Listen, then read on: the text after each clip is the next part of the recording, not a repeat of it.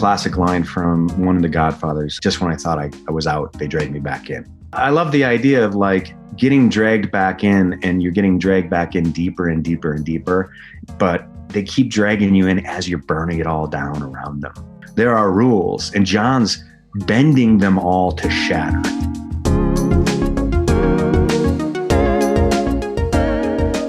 Welcome to Script Apart, a podcast about the first draft secrets of great movies. Each episode, we speak to a brilliant screenwriter who's kindly dug out their initial screenplay for what became a beloved movie, discussing what changed, what didn't, and why, from first draft to the big screen. This week's guest is the fantastic Derek Kolstad, the writer responsible for one of the biggest action franchises in cinema today. 2014's John Wick was a gripping neo-noir revenge flick that saw Keanu Reeves play a retired assassin grieving the loss of his wife.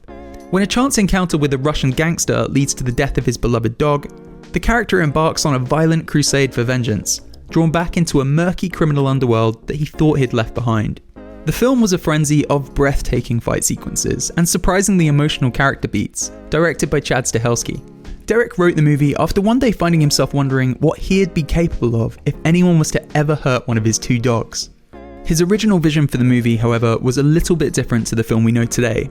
As you'll discover in this episode, John Wick was originally envisioned as a Rambo-esque former boxer in his 60s. Scorn, as the film was originally titled, had a different backstory for the widowed assassin, different supporting characters, and a different ending. I spoke to Derek from his family home in Wisconsin to hear about the film's evolution, the heartbreaking hidden tribute to his grandparents that he snuck into the film, and the future of the character, a future that he's decided to step away from. If you're a fan of Marvel and the MCU, by the way, you might want to stick around till the end for an intriguing update on Derek's next project, The Falcon and the Winter Soldier. You're listening to Script Apart, hosted by me, Al Horner, produced by Camille Demek.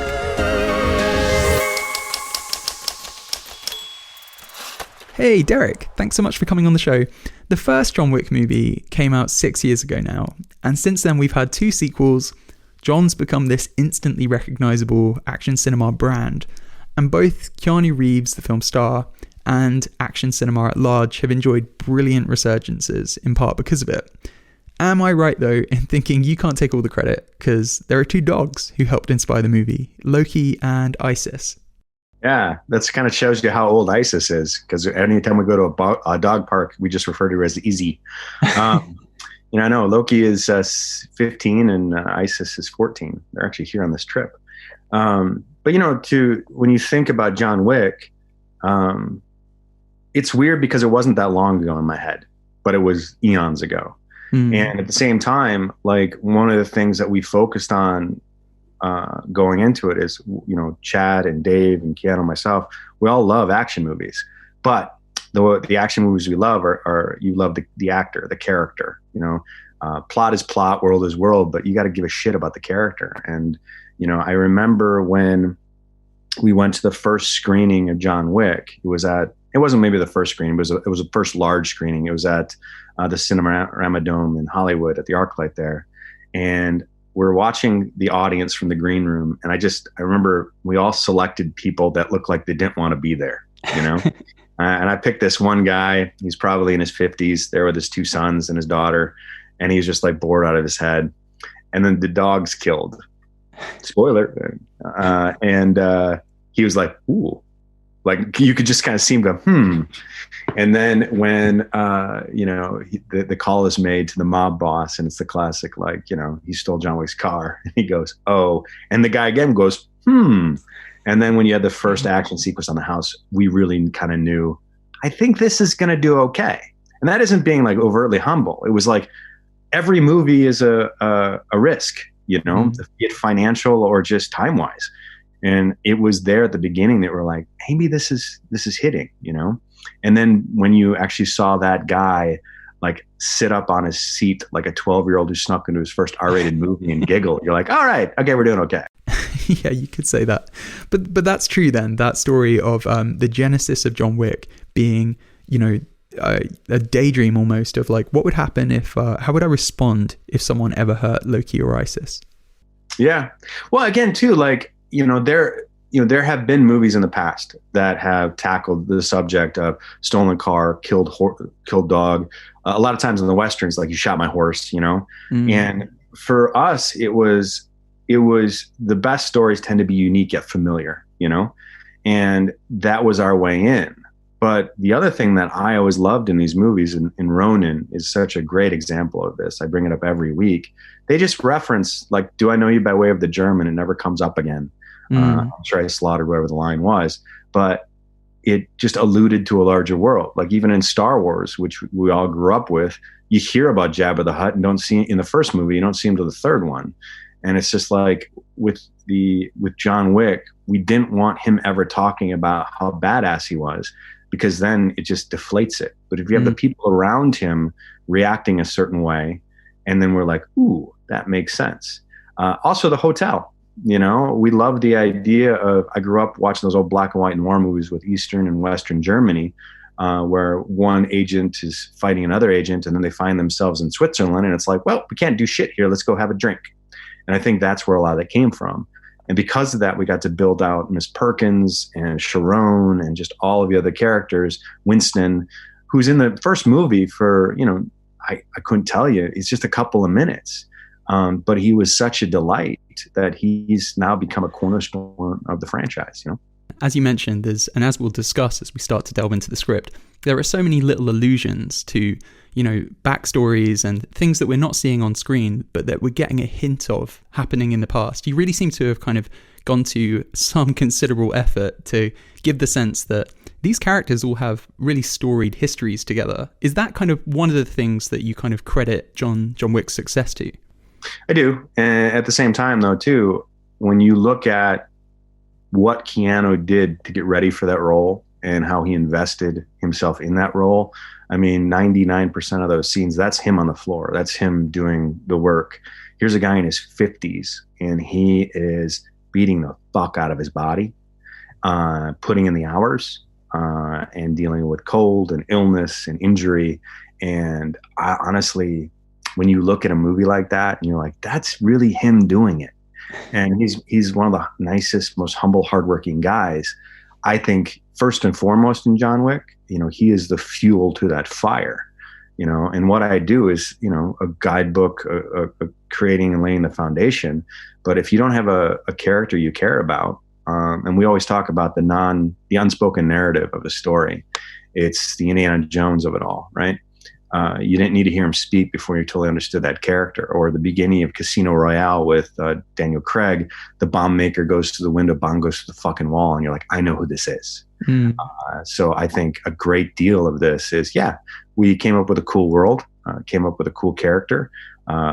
Chad and Dave come from just a storied career in action and applied it magnificently in the director's chair. But it begins and ends, I believe, with what that actor is willing to do. And dude, it's on Keanu's shoulders, And here's a guy who doesn't really want to do or like franchises. He's always taking chances, always trying new things. But he found a guy that he really digs, and he wants to keep doing it. And the number of times that you'll be on set where he's like, I'm going to do that thing. And you're like, no, dude. Insurance company's like, yeah, you're not jumping off of that.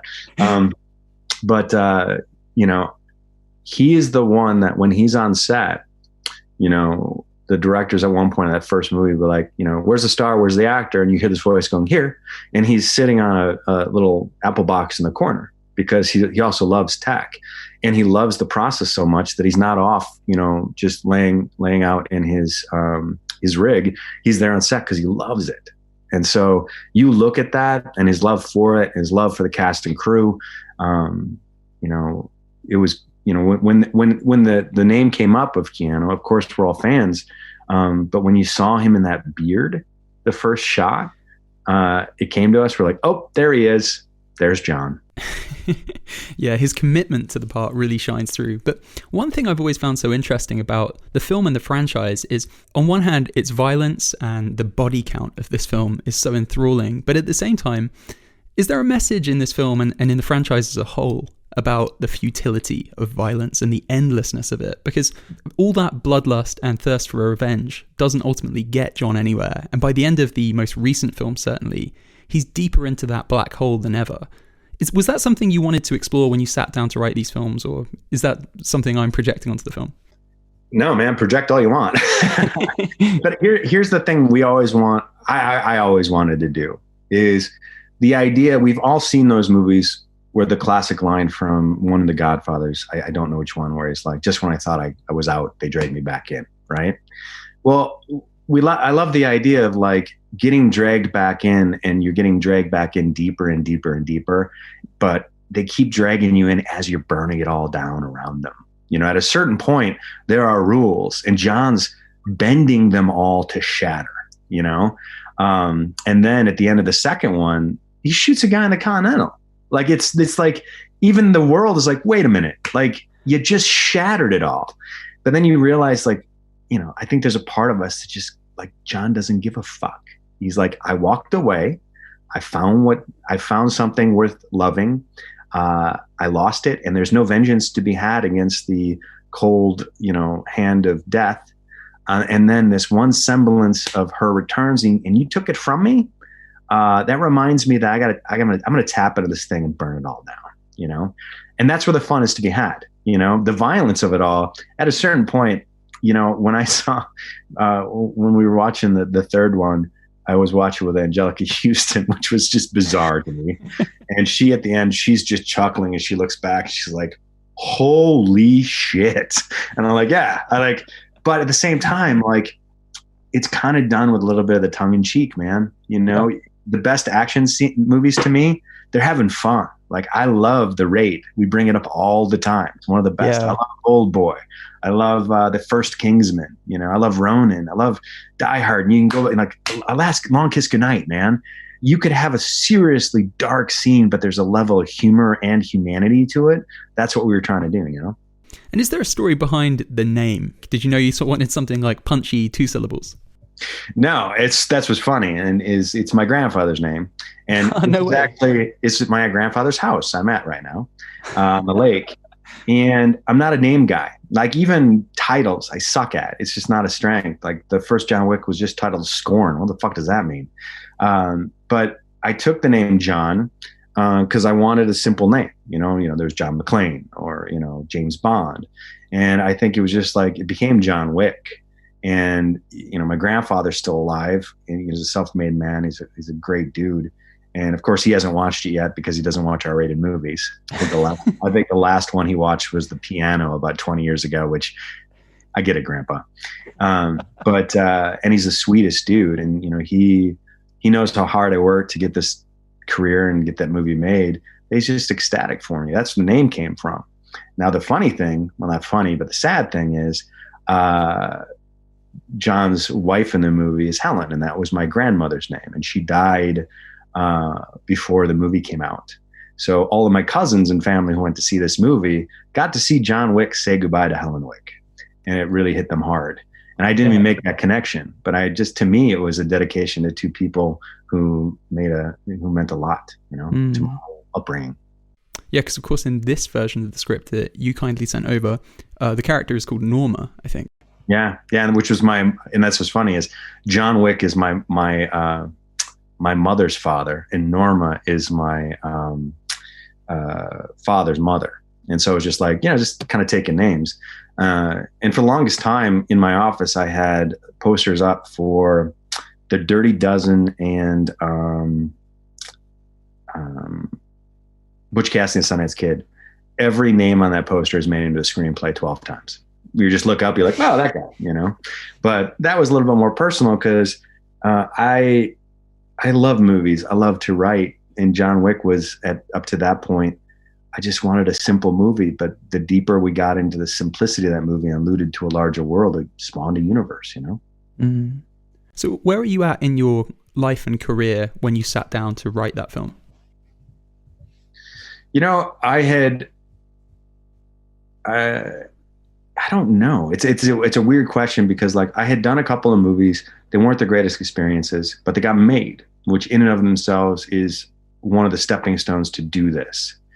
And at a certain point, though, one was so soul sucking. I was just like, I don't want to do this anymore. You know, I'll shift gears, maybe try the book thing. I'd always been working, and, you know, we were kind of making ends meet, but Mike Callahan, one of the producers I worked with, he introduced me to Mike Goldberg and Josh Adler, who are still my reps. And, they saved me and got to me to where I was and where I am. And I wrote this one called A Simple Man, and it got optioned. And then they asked, what are you working on now? And we just watched a couple of revenge movies. And I was just like, it's just a little revenge movie. And I sent it over to them. And when you think of how swiftly this one went, I sent it to my agents probably around New Year's.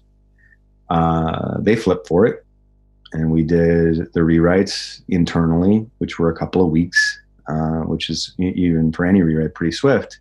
And then my agent at the time, Charlie Ferraro, who's just a saint and a joy, sent it off, and we got a number of offers back.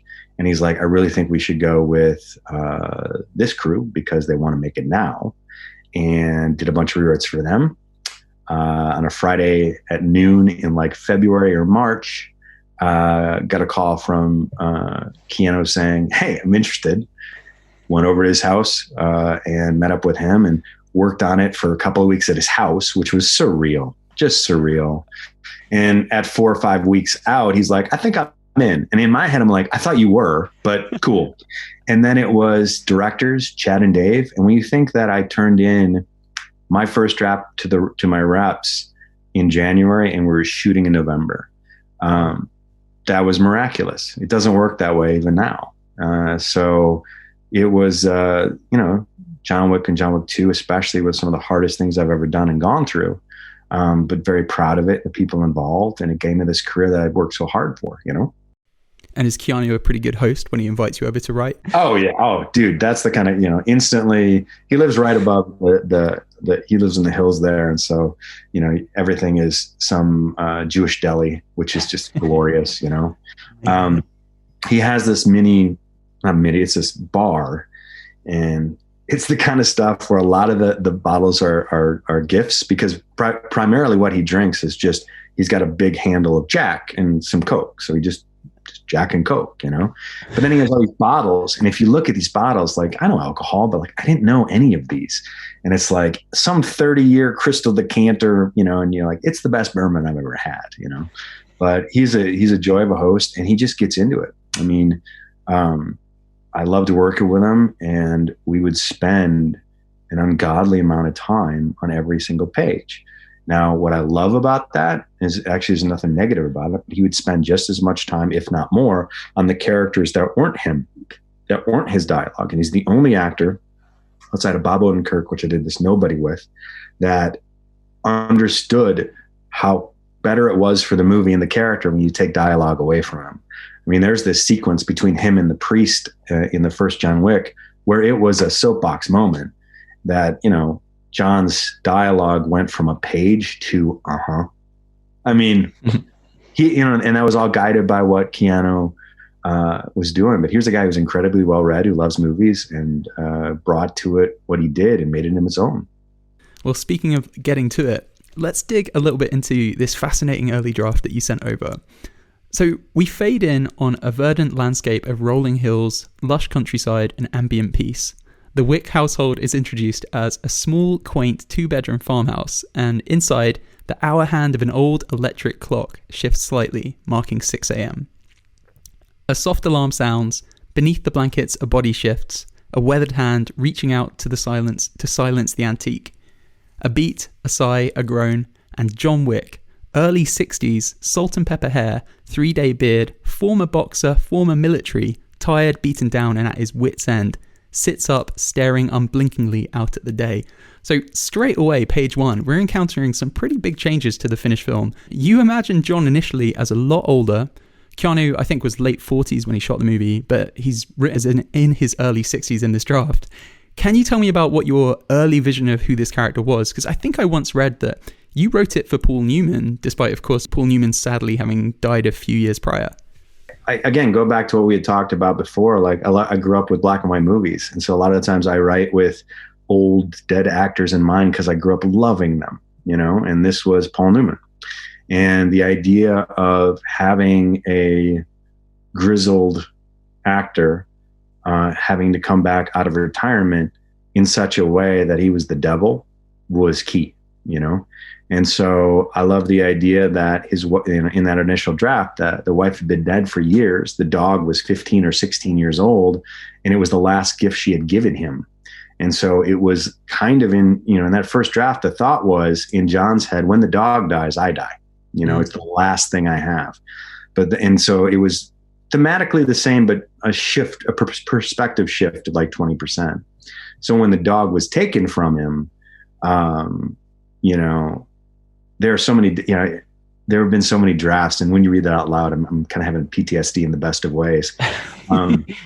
Because I think in one of the drafts, I know in one of the first drafts, when he does the sledgehammer and the pickaxe in the floor, there's a door, and he opens the door and he walks down into this space and he flicks on a light, and there are like 50 pieces of luggage, and they're all tagged, and he goes through and he checks the tags, and he grabs this piece of luggage, and you're like, what is going on? Now that is a very expensive shot for a production that had very little money, that was kind of pieced together internationally. So it becomes a suitcase in the floor. But I think a lot of the changes came from the fact that we had been out to directors with a screenplay. And there are a lot of directors who were like, love it, but he needs to have his whole family murdered. And we were all like, we've seen that before. Like, that's not the point. And that's not, it's not exactly a revenge movie. It's a awakening movie. And so when Keanu got a hold of it, the first thing he said to me in person was, I'm going to play him 35. And I was like, well, it changes everything, but cool. And so automatically you couldn't have an old dog. It was leaving him a puppy. And the weirdest thing about this whole production now is leaping forward for the script you have is, for the longest time, even in post, we were all wondering, is it enough that it's the puppy that died? And is it because the puppy died, or was John just, using it as an excuse to be the devil again? And after that first screening, we were like, nah, the puppy's enough. Yeah, I mean, I'm skipping ahead a little bit here, but the puppy is such a genius device, because it's kind of like that. It's like a twisted version of that, like, principle of screenwriting, save the cat. So often films have characters being nice towards animals to signpost that these are kind people, you should root for them. And here, John fails to save the cat, and it breaks him, and it sparks this insatiable quest for revenge. And the people who kill the cat, although it's a dog here, obviously, you want this revenge enacted upon them. And all of a sudden, as the plot then propels forward, this revenge mission, it becomes so gratifying to watch as these characters get what's coming to them. When did you land on that idea?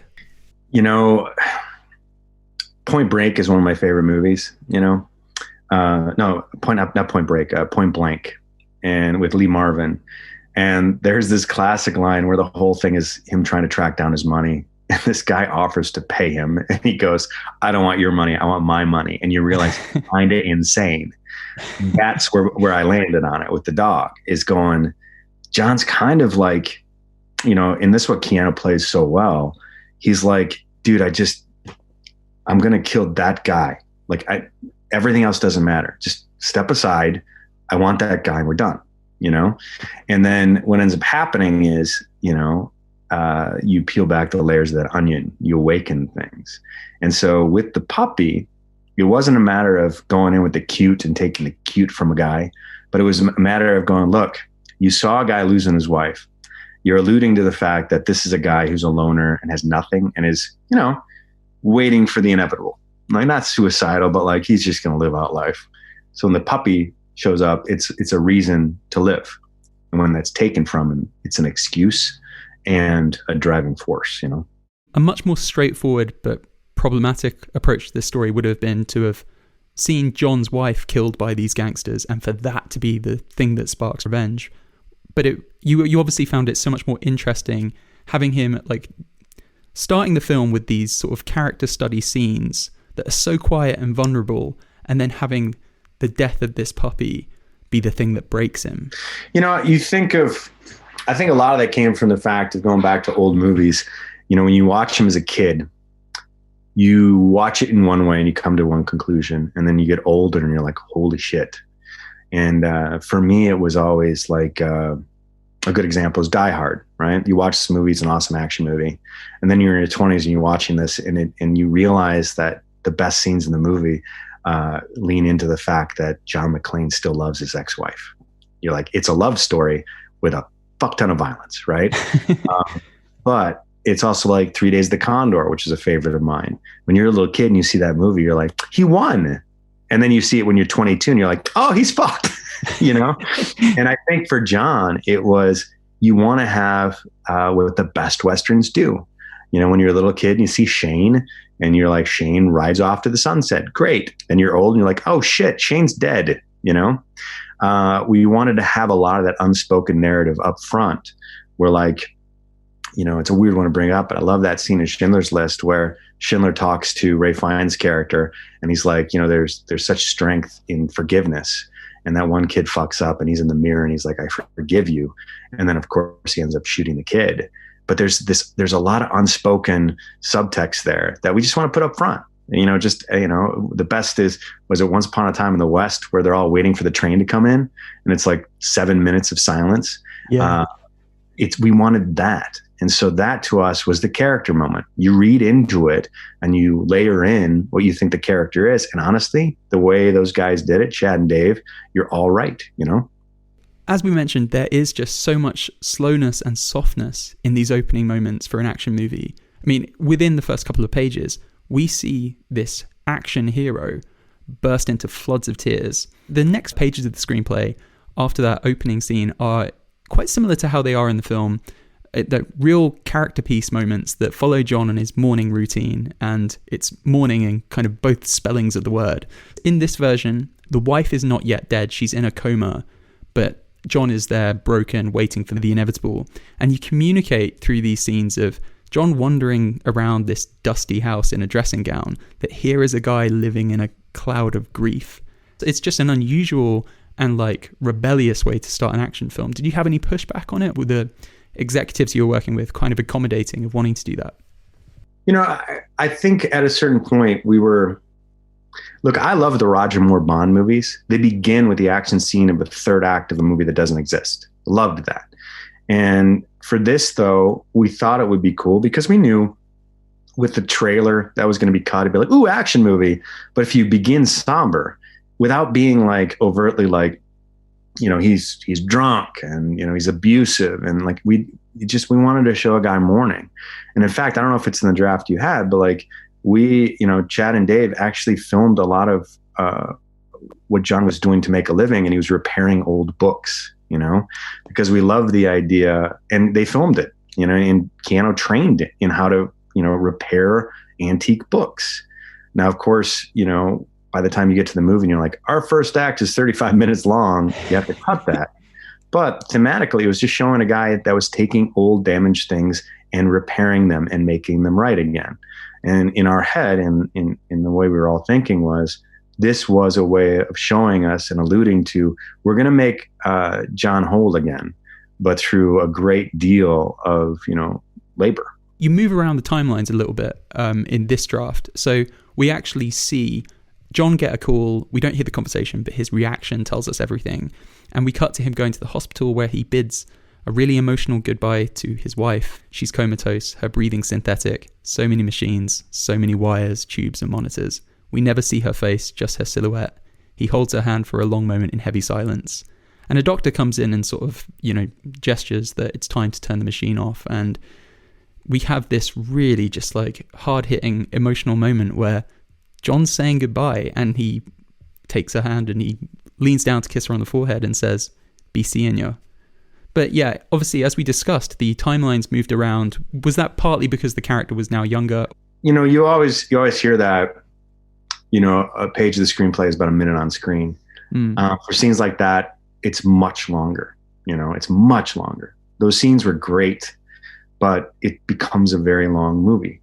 And I think the way that they cut it, and they did a genius way of going, you still feel the grief, but you don't have to go deep into the slog of it all, you know? Just because, look, if we had done that in the second movie and the first one was successful, you would forgive me for doing that because you know what the world is and you know where I'm heading. But for the first one, remember, we went in, this is an original screenplay. It's not based on anything. You didn't know what you're getting into. You got to get to the meat of the matter. And even though we loved it all, I would argue that the best part of any director is knowing full well that there are scenes that you love that you got to lose to get to the meat of the matter. And that's what they did.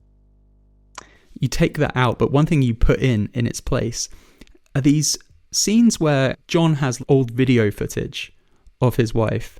And it's such an interesting device. Her dialogue in these home movies that he watches back over the course of the film. In the video, she's sort of saying like innocuous things, playful things like, "What are you doing, John?" As he returns to that footage over the course of the film, that phrase kind of twists in the context of what he's been doing. And that phrase almost sounds like a sort of voice from beyond the grave. "What are you doing, John?" It's like a really neat device. When did that get introduced to the story? I have no idea, dude. All I know is the one thing that we talked about was, you know how you read these books in high school or grade school and you're like, why the fuck am I reading this? Because you're too young. You're not really understanding anything. And I remember we read this play, Our Town, right? It's a weird play. At the very end, the character you following the whole way, she's now dead and she's in heaven or the afterlife. And she's talking to someone, I think an angel or God, I don't remember, but it was like, look, for eternity, you're going to relive one day. And they tell her like, dude, don't make it a special day because it'll become hell. Just make it an average day. And for the video, it was an average video. Like that's where that kind of came about of like, of course his favorite one would be the one that if she was alive, she looked back and she's like, of all the videos we had, why are you watching that one? But for some reason that's why, and the question I would argue we stumbled into accidentally of her really asking him what he was doing. Because, and it's just like, hey man, I'll give credit where credit's due. If it's a different answer down the way from someone else, great. But I think it was like when she was like, what are you doing? We're like, yeah, what is he doing? Like, ooh, that's good. Happy accident. That's cool. So the next couple of scenes are scenes that made it through to the finished film. So we have him taking out his beloved car to the airfield where he drives around to kind of like let loose some of that grief and frustration at the world. He then drives to a gas station where he meets a character called Joseph. Mid-20s, thin, oiled hair, sunglasses, hipster, douchebag. So Joseph parks his car next to John's, and as he gasses up, he asks, "Nice ride, how much?" John tells him the car isn't for sale. Joseph smirks and mutters back in Russian, "Everything's got a fucking price." John, in Russian, says back, "Maybe so, but I don't." He returns home, cozies up with a scotch on the sofa with Moose, which is the name of the dog, and falls asleep. So this is our first introduction to the sort of villain of the film, or the initial villain of the film. I'm realizing when you read that to me, my neighbor at the time, they had a dog, and it was a Chihuahua. It was a Chorgy Chihuahua mix. Yeah. And when I was writing this, we were dog sitting, and that dog's name was Moose. Holy shit! And I think Moose is still alive. And Moose, I always, when I write, I have a pillow over my lap, so I put my arms on it. Yeah. Moose was a puppy and was sleeping on the pillow while I wrote it. Holy shit, dude! That's awesome. Anyway, but to me, my favorite part in any of these movies are going back again to De Niro's character in Ronin, where the things he says are very small, very minor, and they seem logical because they are. But then you watch it again and you're like, no, he's a chess player. He's playing these massive games. And for John, it was, okay, I said to you guys, he's angry in this car, and the car is a unicorn, right? It's a super rare, super souped up supercar, right? And then when he just randomly talks Russian to this Russian kid, you're going, oh, holy crap. Yosef is the one who begins to peel back the onion. That's where a lot of that came from. And how about the idea of Joseph being this kind of bratty, arrogant son, hedonistic son of a Russian crime lord? A lot of times in movies, it comes down to you have the old weathered gunslinger and the young guy come to town saying, I'm going to put you down. And the reality is what the gunslinger has is experience. And at a certain point, you might wonder if that gunslinger was that young guy who succeeded through attrition to get to where he got. Because one of the things I love is there's no way Yosef would know who he was until his father did. And for us, I'm a huge horror fan. And that's the way a horror movie kind of begins. It's like, do you have any idea what door you opened? And I think a lot of it came from that, is my love of that genre, you know? Hey everyone, this is Al. Just wanted to jump in with a quick shout out to our sponsors this week, Cave Day. Revising scripts requires supreme focus. The best writers know they need to harness everything they've got to overcome internal and external obstacles. Cave Day lead group focus sessions for a worldwide community every day on Zoom. Think of it like a group fitness class, but for your work. A trained guide leads check-ins, deep work sprints, and energizing breaks. Members report they get 2 to 4 times more done with Cave Day's science-backed method. Join the world's most focused community and work alongside Emmy winners and Oscar winners. Script Apart listeners can try a free 3-hour cave with promo code ScriptApart, that's all uppercase, at checkout. Head to caveday.org to try it out. That's caveday.org. Okay, back to the conversation. Joseph is, as you say, he's the only one who doesn't know who John is, because John's obviously awoken in the night. Masked men are broken in to steal his car. They're the men from earlier. Joseph taunts John, having assaulted him, murdered his dog and stolen his car. John then he gets the bus to Aurelio's, a car repair shop, evidently used by the criminal underworld. And this is where you start to begin to pepper in this sense that everyone knows John, or his reputation precedes him. The structure of it's so fascinating. The idea of like the tables turn almost, and everyone knows that it becomes like a hunt. Was there a moment where you broke the back of the story and realized that this is going to be this like cat and mouse chase? Sometimes I'll do treatments and stuff, but this one was just going, you know. And there's a favorite scene, I think it's in that script you have, and we wanted to do it, but we didn't have the time. And we wanted to do a second one and the third one, but it just never fit, is when John's car rolls up to Aurelio's, there's these 2 old guys outside the garage sitting there, and they look at the car, they look at each other, they stand up and they leave. And to us, that's the best of like, it's like, you know, the old Western where a new guy walks in the bar, everyone gives him the stink eye, except for the old miner who's like, oh, I recognize this, and off you go, you know? I think for me, it was like, you begin to seed, you know, here comes the whole, like, you know, we're getting closer, here it comes. And the idea that, you know, Joseph's father's pissed, and Aurelio's like, yeah, you took John Wick's car, and suddenly there's a tonal shift in the screenplay, and there's a tonal shift in the movie. And suddenly that was when we watched the audience, when he goes, oh, everyone kind of like went forward in their seats a little bit. So a lot of it is it's a little bit, you know, happy accident and emulating the shit I loved growing up. You do kind of get a moment like the one you described, though, where John pulls up behind a bouncer at the club, and you prepare to watch John take this guy out, but instead they know each other, and John's like, why don't you take the night off, man? And the guy just gets the hell out of that. It's funny because that's the one that never changed. You know, I just always loved the idea that John has a sense of humanity as well, where he's like, you know, I could kill this guy, but why? If this guy who's 300 pounds can just walk away of his own volition and not come back, that's easier for me. But also just kind of shows a little bit of this, there's a silver line to his own bleak soul, you know? And to me, you're the best action movies, the best of any movies, they don't have to be spot on funny, but they have humor. And that's the kind of stuff we really wanted to do.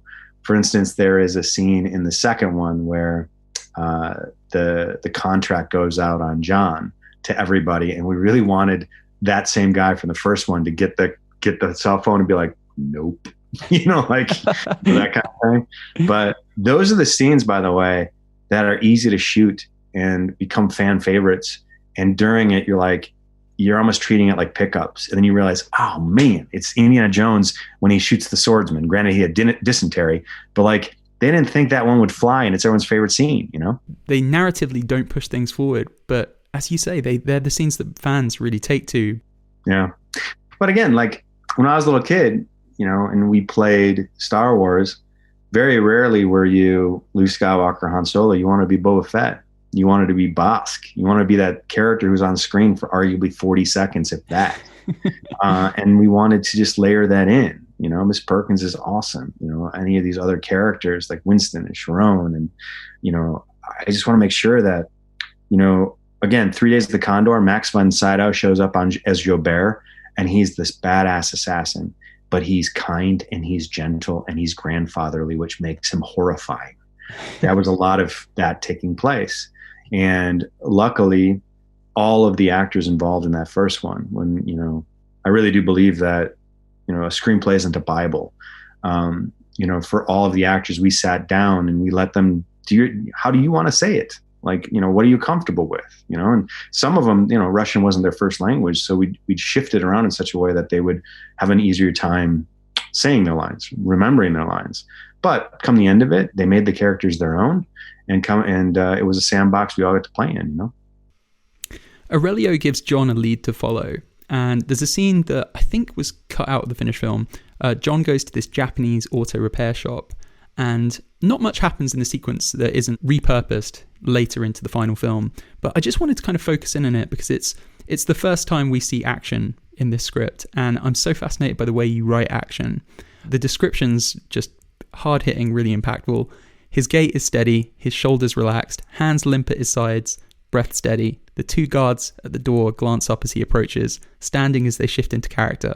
Guard 1 says, "What are you?" Without slowing, John reaches into the man's jacket, slips free the pistol from the shoulder holster therein, and thump thump, fires twice into the man's heart before turning, thump, to fire once into the other guard's face, never slowing. He is the angel of death. Each target receives 2 well-placed bullets to ensure incapacitation. He never slows, never misses, and will not stop. That is so gripping on the page. The action beats in the John Wick screenplay, even in this early draft, none of it's like a placeholder saying, and then they fight. It's descriptive, it hits hard. And it's also rooted in character. So John is so economical in his kills in a way that kind of informs you about his history and the life that he's tried to run from. Is there an action writing philosophy that like has guided you over the years and sort of influenced your work in John Wick? How do you define great action? I grew up loving movies, and I read a shit ton. And a lot of what I read was Alistair MacLean and a lot of those action thriller, detective, hard-boiled novels of the 40s, 50s, 60s, 70s, 80s, and on. And then Tom Clancy, of course, and all those guys, Clive Cussler. And, you know, the best writers really get into it.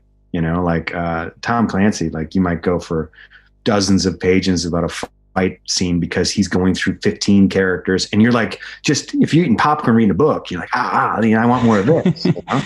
And I think for me too is my teacher in writing was film, and from the books I read very few screenplays, and it was like you find your own voice. And what I loved was I want to feel that I'm there and I'm seeing something a little bit different, a little bit unique, but familiar. And as a guy who grew up with Kung Fu and, you know, the Jet Lis of the world and the Jackie Chans and the Sammo Hungs and the Street Fighter and all that kind of stuff, like you want to show that guy who comes in and he doesn't want to be there. He's going to go through he's going to go from point A to point B to point C. Nothing's going to stop him, but there's kind of like this, you want to feel how he does it. And you want it to be grounded plus 15%. So a lot of that's where it comes from, you know. You'll see in my screenplays, like, you know, Sonia will point this out way too many times. Like, you got to stop kicking a guy's knee in for the leg to fold it in a natural angle, you know, or there's or snapping bones here and there. But like if you read some of those screenplays and it says they fight, it derails you. And for what I do, these execs, these directors, these actors, they're going through multiple screenplays a day, and I can't afford to be derailed. I got to be entertained, you know? That's where a lot of it came from. And to be honest, you spend a lot of time on that because it becomes a ballet. It becomes a choreography. Some of the stuff makes it to screen and you feel blessed for it. Other times when John goes to the red circle and jams that guy's face down on the table and shoots him multiple times in the head, that's not in the screenplay, but that was fucking cool, you know? And so those guys, you know, Chad and Dave, they have like the invisible little black book of all the things they've wanted to do on screen. And they brought a lot of it to that first one. And I felt blessed to, you know, actually have a couple of core scenes that were mine. But action's cool and it's fun, but it's got to be intimate and it's got to be concise. You know, after 45 seconds, even as a lover of the genre, you're going to begin to glaze over. It's got to be satisfying to a degree. And I suppose the hard thing to balance as well is John's not a superhero. How do you kind of like keep track of like what's realistic and within the bounds of possibility, but also hints at this kind of like elite training and this backstory that we haven't yet been privy to? You know, a lot of it is when you look at those movies, like First Blood's a great example, it isn't until you see what Rambo is doing that you have that one character come in and give him the soapbox moment, like, do you know who this is? You know, but we saw him doing things. We're like, dude, he's thinking a different way. He's reacting a different way. And in fact, he's not reacting. He's proactive throughout. I love the idea too, that this is something we discussed when he fights the main bad guy at the end of John Wick. He sacrifices a knife to his side so that he can snap the guy's arm and do the killing blow. That's the kind of character he is. And I think a lot of it has to do going back to, and I've said this before, but like Rambo's not the best soldier, Rocky's not the best fighter, McClane's not the best cop. They have will. And no matter how much training you have, what made John the Baba Yaga of old is will. And I think that coupled with those moments of, he knows what he's doing, you know, like even on that house invasion, that first action sequence in the script, one of the things they talked about doing, and we kind of did, and we did elsewhere, is John doesn't kill a lot of those guys right away. He makes them scream, because the idea is that the other people are unnerved as what the fuck's going on, you know, and that's what a pro would do. It's kind of going back to Sergeant York, you know, the true story of the Germans in World War I heading towards the trenches, and he's shooting at them, and his commanding officer thinks he's missing, but what he's doing is he's shooting the Germans in the back first, so the ones that lead will keep running. And if you just saw that on screen, you'd be like, oh shit, this guy's badass. And that's where a lot of it comes from with John Wick, you know? I'm so glad that you brought up Rambo, because, well, let's talk about the next scene. We meet Vigo, 60s, face scarred by a hard life, one eye dead, expensive suit, a slight limp, relying on a cane. There's a version of this scene in the final film. It's the moment where Vigo tells Joseph, "It wasn't what you did which draws my ire, but who you did it to." Joseph replies, "What, the old man?" Vigo smirks. His name is John Wick. And when he was 15, he lied his way into the Marines and headed off to Vietnam. He specialized in force-orientated reconnaissance, meaning he often crossed over into enemy territory to both collect information and, should the opportunity present itself, fuck with the enemy in whatever way that he saw fit. John earned 417 confirmed kills over the course of his 5 tours. The majority of those were done by hand, by blade, and by small caliber, which is unheard of. So the original version of the character, your original vision for John Wick, it was kind of Rambo-esque. Yeah, it was, and honestly, it was very John Clark from Tom Clancy. These are the characters I really love. Like, by the way, having 417 confirmed kills would make you the devil, you know. But I also loved like the tunnel rat of it all. The, you know, I love, you know, everyone has those stories of someone who lied about their age to get in the military, and in that original script, like I love the idea that we don't know what he came from. It begins with he was 15 and lied his way in the military, and off he goes, you know. But, you know, to me as a little kid, First Blood had a massive effect because it's posited as an action movie, and it is.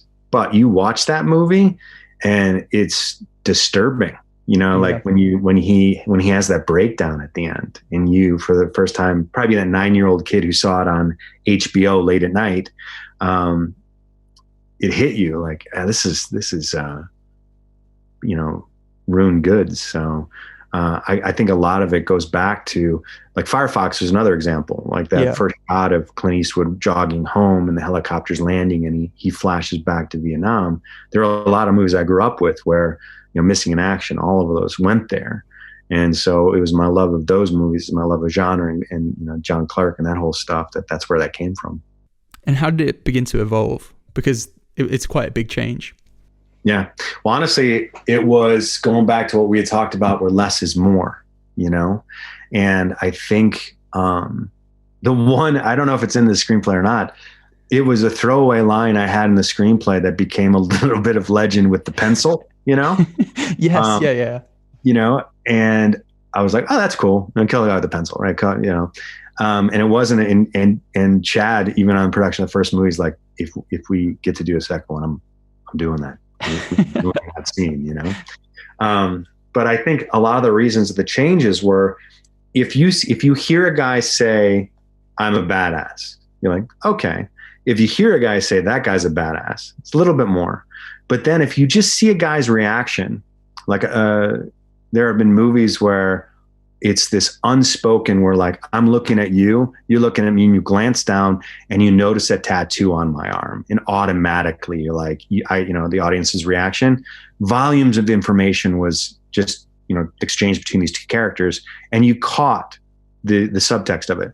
That's what we wanted to do more. And so a lot of those things, kind of went the way of the dodo. Yeah, that makes sense. And that scene is intercut with these shots of John smashing up concrete in his basement with a sledgehammer, uncovering a buried arsenal of weapons, which is such a cool visual metaphor, because it's conveying that he's tried to build this domestic life on top of his old existence, but it's still there, still lurking beneath the surface, and now it's unleashed. Well, I mean, it's like any movie, like, if he was out of it, why did he keep it? Even when the idea of like, you bury something to say goodbye, but you keep it nearby. I always loved that about the old gunslingers, where like they still kept their guns, so that's where a lot of that came from.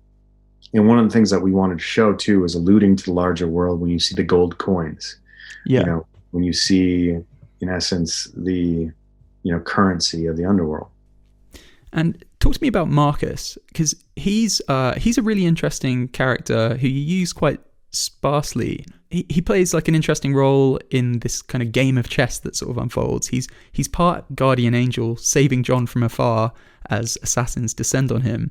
But, you also partly wonder whether he's helping John because he wants that bounty himself. Can you tell me about Marcus? What I always loved about Marcus is the idea that neither of them had much family in life, and there was nothing about the other that they had outside of professional. But come the end of it, it's like, it's that classic line from Kill Bill Part 2, where she's just delivered the blow to Bill, and he goes, "He taught it to you, didn't he?" And she's like, "Of course." That's kind of, to me, the notion of, Marcus looked upon John as a son. Would he die for him at the end? Yeah, of course. Like, what else does he have? You could also argue that John was Marcus's puppy in the most weirdest of ways. But to me too, I've written a number of things where you have a female protagonist, and I get tired of the princess stuck in the ivory castle. And you realize that no, she's there because she wanted to be there and fought her way out.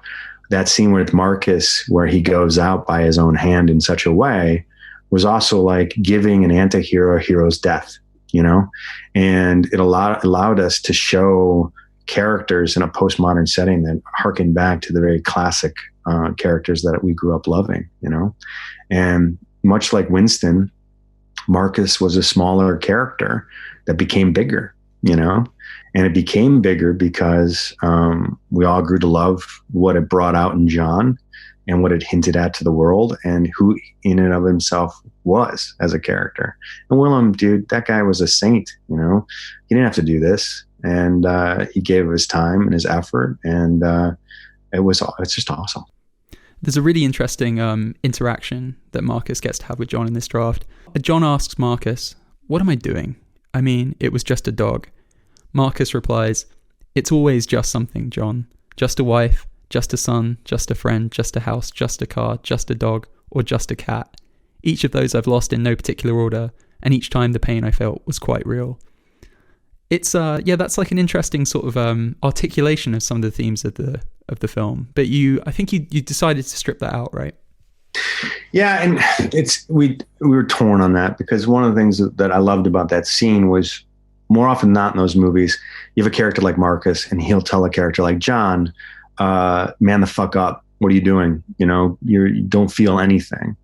And in Marcus, what he did through the unspoken narrative of the movie was, he conveyed, no, he actually tells John, lean into feeling something, which you expect a character like him to do otherwise. And, we had to strip some of that out just because, time is the devil on any production. It's not money, it's time. And so we did what we could, and we got what was said there without it being said. And throughout all this, John is on his The Raid-esque mission.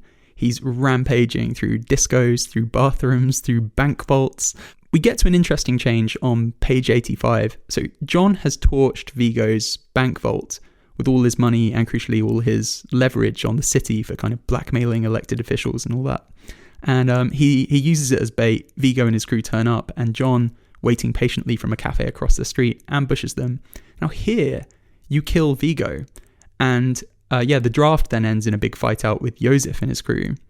But of course, in the finished film, it's the other way around, and it's Joseph that's dispensed slightly early in the film, and Vigo becomes the sort of final villain. Can you tell me about that change? I think part of what happened in the development there at the end was realizing that once Vigo did what he did, he became the villain. Like, he became the yin, the yang, the other side of the coin. Where I still, a lot of people had problems with it, and usually I do in tune movies, but I love that John just randomly shoots Joseph when he's dying on the floor, where he's just like, boom, it doesn't matter. Like, there was no long like interchange of like, you fuck. It was just like, boom, but there was also so many things where we talked about in the movie and the script, and they shot it and cut it, where it's like, love the idea that he gave up his son, and John literally is just going to walk away. Vigo's going to be fine. But then the devil comes out of Vigo saying, well, now I have to avenge my son. I have to kill him, And I think for us, it was alluding to what was to come in the franchise of, there are rules, but are there rules? Like it's like faith. It's like the economy. It's like politics. They exist because you believe they exist. Once you begin to lose your faith in anything, you're like, is there really no business done on continental grounds? That kind of thing. And that was the beginning of that. And that's where the fun was to be had. John kills Joseph in this brutal battle, but ends up pretty beat up himself from the fight. He finds a veterinarian's office where he can patch himself up. And here he meets a new furry friend, Miko.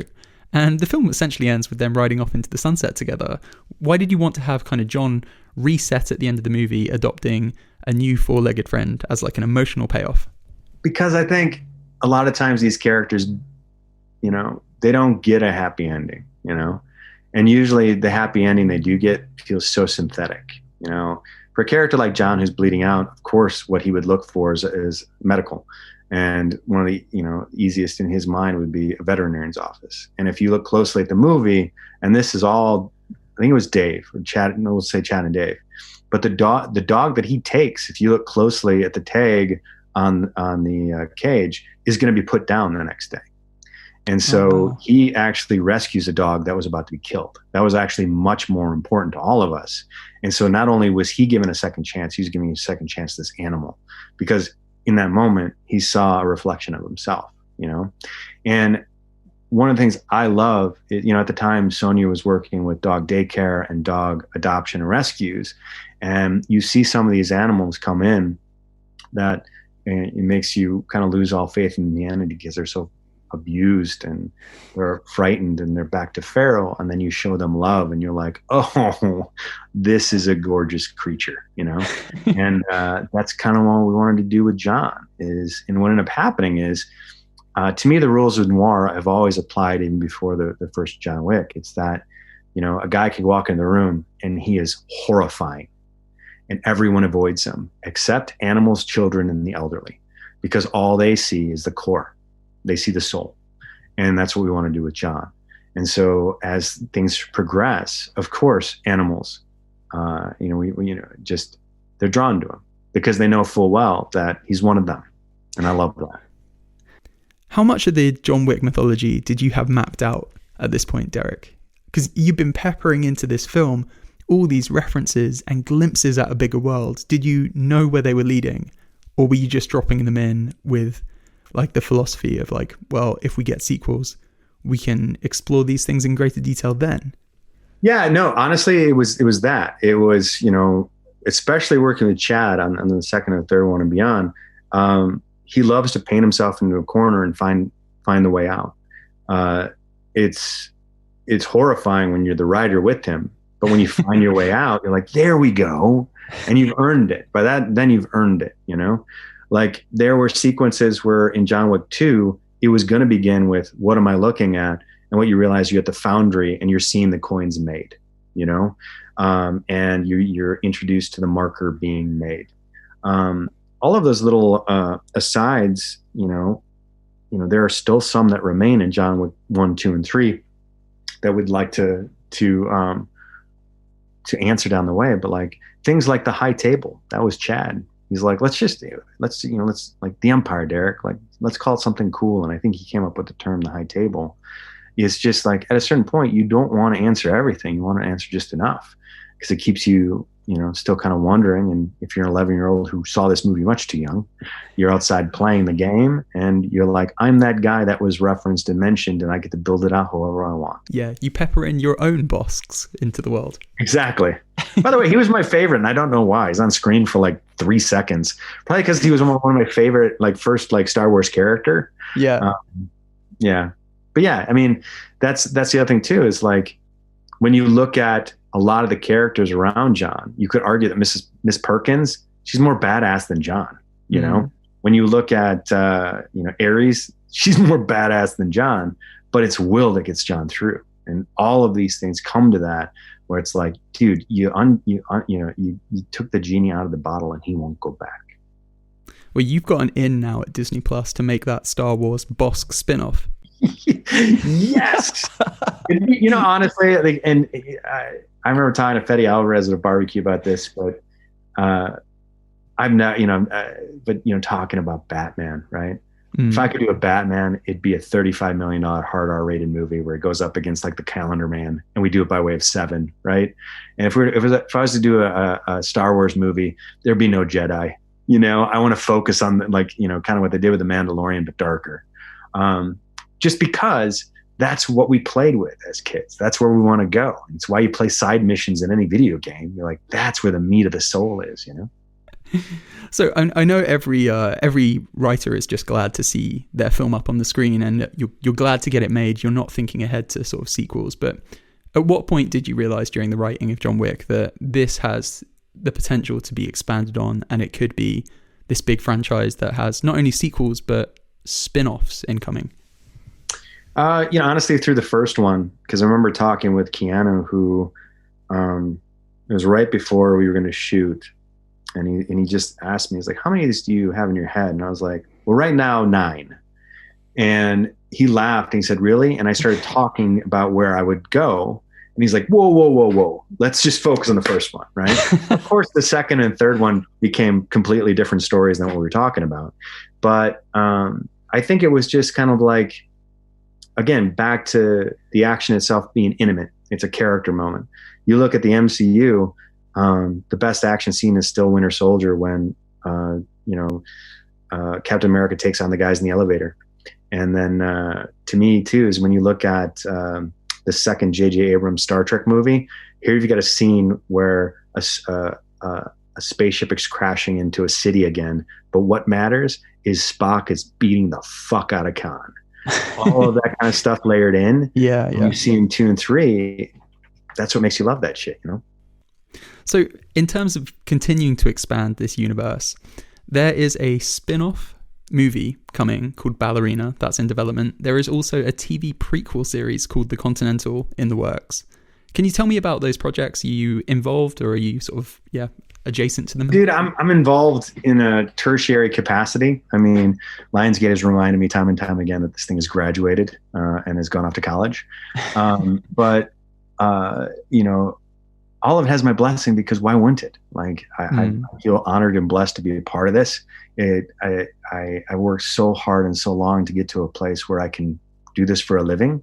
But, between all those things, John Wick, you want it to do what it does.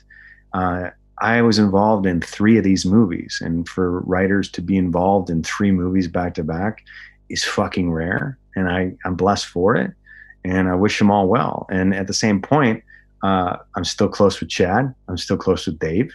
They ask my opinions. We talk and we work together. And it's kind of like, what are we going to do now? It's like, let's fucking play. So let's see, and between the video games and all the other things, this is my first thing out the gate. And, I'm a 20-year overnight success. It's depressing. So are you involved in 4 or 5, or have you passed the torch on now? No, I'm not really involved in it. I actually don't know where they are right now. And a lot of it has to do with timing when you think of not only COVID, but Matrix 4. And, Chad was Keanu's stunt double on that one, and they're involved with Wachowski's up on there. But no, not yet, but who knows, Yeah, it's weird. It's always a weird industry where it's like if Tom Clancy did a Jack Ryan series and then Derek Kolstad showed up to write one, and you're like, where'd Tom go? But that's also Hollywood. It's just the way it works. And you just you could be cynical and bleak about like, where am I? Or you can go like, yeah, go, do, have fun, And I have to lean towards the latter, man, because I fucking love movies. And to the people involved who gave me my start, blessings, man, How do you think it will feel when you watch for the first time a John Wick movie that you haven't made where you're just an audience member? Yeah, I have no idea.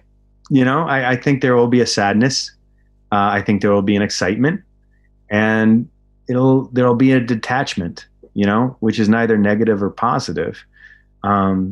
Because, when I jokingly said to you before, but it was true what I said to Keanu of having 9 in my head, this guy has off and gallivanted in a number of, adventures in my head that won't see the screen. So at a certain point, I will, repackage them and find something new and continue to do what I love to do. And that's emulate the movies I love, I suppose the cool thing is you are now free to explore pastures new. And Derek, I would get about 80,000 angry emails from fans of yours if I didn't ask about some of that upcoming work.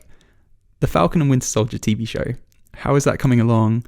I can tell you very little. I thought as much. But I'll say this. That was, Malcolm Spellman and Kara Skoglund and Dalen Musson and crew. It was the first time I worked a room in television. And it's different at Marvel, just like everything is. But it's been working for them and an absolute joy. That was fun. It was hard, but it was fun. Now, they got hit by the COVID and they're finishing up finally. But that's going to be fucking cool. And I can't wait and very proud and honored for what that came to be, Is there anything you can let on about the sort of tone and feel of the show and where it takes those 2 beloved characters that Marvel haven't been able to take them in the MCU? No. No. Okay. Here's what I'll say is, growing up, everyone would give someone like Robin shit. But Robin's pretty badass, and he became pretty badass in the comics. You're taking secondary characters and putting them in the primary roles, and they're cooler. They're more interesting. There's more humanity. There's more longing, more suffering, more coming to grips with who and what they are. That's cool. Now, what I will say is there are characters from the earliest of the Marvel movies that are coming back, and they're layering them in and reinventing them in such a way that it's going to kind of shift the storytelling structure, which is fucking awesome. That was a non-answer answer, huh? Awesome. Well, yeah, that is certainly something to look forward to. Derek, this has been awesome. Thank you so much for coming on Script Apart. In the immortal words of a certain dog-loving assassin, I'll be seeing you. You too, man.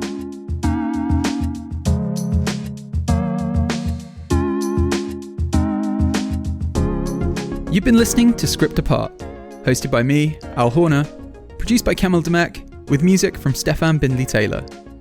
Get in touch. You can find us on Twitter, Instagram, or you can email us, thescriptapartpodcast@gmail.com. Thanks for listening. We'll see you next time.